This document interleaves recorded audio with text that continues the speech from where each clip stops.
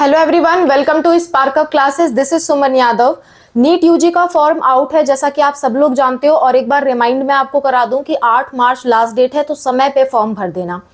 दूसरी बात यह है कि बहुत सारे लोगों ने फॉर्म भरा है और कोड गलत भर दिया। अब कोड गलत भरने से क्या होगा? बहुत सारे लोगों ने कोड 2 भर दिया या कोड कुछ और भर दिया, तो कोड गलत भरने से क्या होगा आज के वीडियो में वही हम डिस्कस करने वाले हैं। ध्यान से देखिए कोड 1 उनके लिए है जो अपीयरिंग है, ठीक है, यानी कि जो अपीयर कर रहे हैं अभी उनके लिए कोड 1 है। अब सवाल ये उठता है कि पिछली बार भी अपीयर किया था, लेकिन हम 12th में थे और 12th में बाद में चल के फेल हो गए, तो दोबारा से हम NIOS का या कंपार्टमेंट का एग्जाम दे रहे हैं, तो हम कोड 1 भरें या 2 भरें? तो आपके लिए जवाब है आपको कोड 1 भरना था। अगर आपने कोड 2 भर दिया है, कोड 2, तो क्या होगा इसके लिए मैं अभी रिप्लाई करूंगी आपको, ठीक है। दूसरा सवाल ये आता है कि कोड 2 बेसिकली होता है ड्रॉपर्स के लिए। कोड 3 और 4 में ज्यादा कंफ्यूजन आती नहीं है, तो मैं इसको छोड़ रही हूं, ठीक है। कोड 3 और कोड 4 में ज्यादा कंफ्यूजन आती नहीं है, तो मैं इसको छोड़ दे रही हूं। बाकी बचता है कोड 5। कोड 5 उनके लिए होता है जो BSc बायोलॉजी से रिलेटेड किसी भी सब्जेक्ट में कर रहे हो, यानी कि फर्स्ट ईयर या सेकेंड ईयर में हो, उनके लिए होता है। कोड 6 उनके लिए होता है जो BSc कंप्लीट कर चुके हों, कंप्लीट, और ये आपका BSc कंप्लीट कर चुके हों और बायोलॉजी से कंप्लीट कर चुके हैं, बायोलॉजी से रिलेटेड किसी भी सब्जेक्ट में, ठीक है।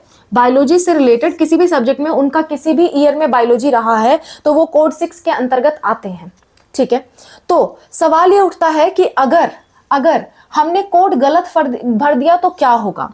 अगर आपने 3 और 4 गलत भरा है या गलती से कोड 7 भर दिया है, तो आपका फॉर्म पूरी तरह से गलत है। आपको इसे करेक्शन विंडो में सही करना पड़ेगा, क्योंकि ये पूरी तरह से गलत है। अगर आप इसमें नहीं आते हो, कोड 3, 4 या 7 आपने भर दिया और उसमें आप आते नहीं हो, आप बिलोंग नहीं करते।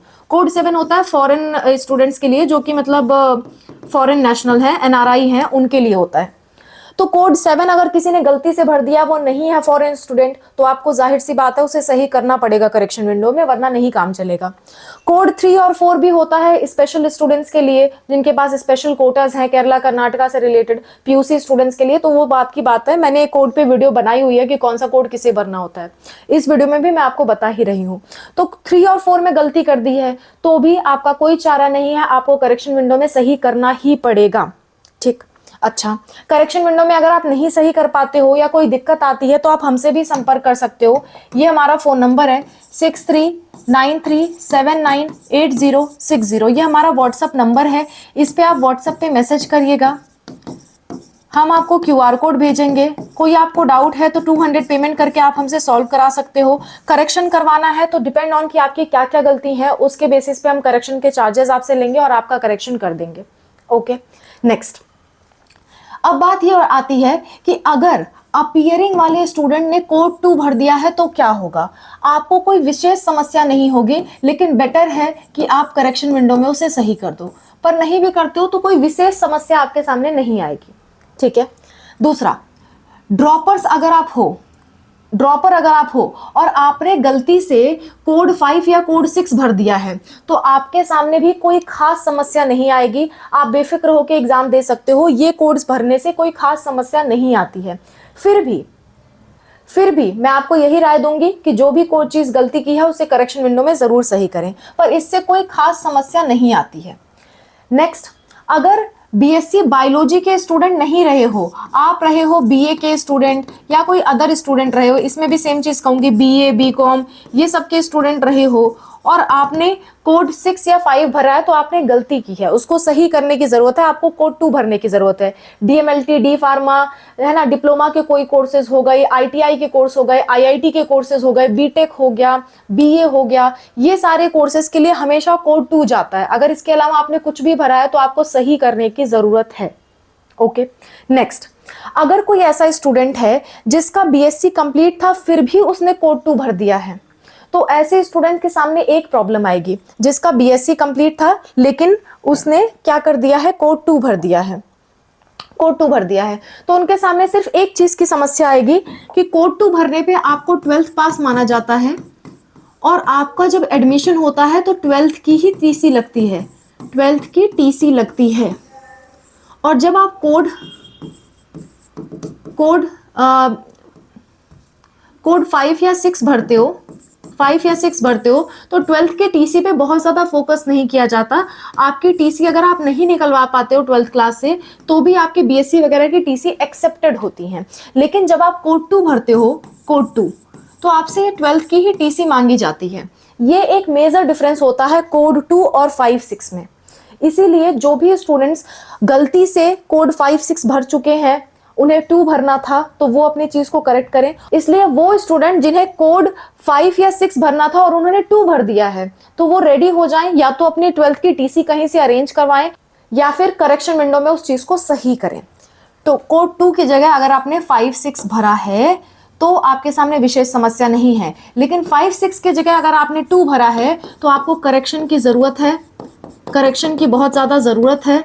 और दूसरी बात, अगर नहीं करेक्शन करा पा रहे हो तो कम से कम टीसी अरेंज करो, किसका? 12th का टीसी अरेंज करो। अगर आपको 5 या 6 में से कोई एक भरना था और आपने भर दिया है कोड 2, क्योंकि आपकी टीसी तो जमा हो चुकी है ना बीएससी में, तो आप कहाँ से टीसी लेकर के आओगे? और आप भर भी रहे हो कोड 2, ड्रॉपर की तरह भर रहे हो, तो इसलिए आपको टीसी अरेंज करनी पड़ेगी। इसके अलावा कोई और समस्या नहीं आती है, फॉर्म रिजेक्शन या ऐसा कुछ समस्या नहीं आती है, बस टीसी की समस्या आती है। और टीसी की समस्या भी कब आती है? जब आप एडमिशन लेने जाते हो, एडमिशन लेने जाते हो। अभी आपको एग्जाम में या एग्जाम हॉल में, एडमिट कार्ड में या काउंसलिंग में कोई समस्या नहीं आएगी। काउंसलिंग के बाद जब एडमिशन होता है वहां पे समस्या आती है इन कोड्स की वजह से। और समस्या किस चीज से आती है? टीसी के रिगार्डिंग आती है, ठीक है, या स्कूल की डिटेल से रिलेटेड आती है। ओके, इसके अलावा कोड से रिलेटेड कोई समस्या नहीं होती है। अगर आपने कोड गलत भर दिया है तो आपके एग्जाम में कोई प्रॉब्लम नहीं आएगी। कोड गलत भर दिया है, रिजल्ट में भी कोई प्रॉब्लम नहीं आएगी। कोड गलत भर दिया है, आपके काउंसलिंग में भी कोई प्रॉब्लम नहीं आएगी। लेकिन काउंसलिंग के बाद जब आप एडमिशन लेने जाते हो तो वहां प्रॉब्लम आती है। इसलिए कोड करेक्शन विंडो में सही कर लें अगर आपने गलत भरा हुआ है।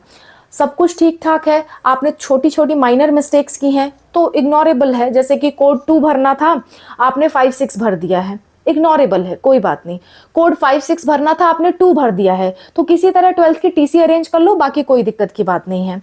आपको कोड 1 भरना चाहिए था लेकिन आपने 2 भर दिया, इससे भी कोई खास समस्या नहीं है। लेकिन इसके अलावा अगर आपने कोई गलती की है तो खास समस्याएं हैं, उसे सही करिए। ओके, और कोई भी गलती की है, मेरी राय होगी उसे सही करने का प्रयास जरूर करिए। अगर नहीं कर पाते हैं तो हमसे कांटेक्ट करिए, we are there to help.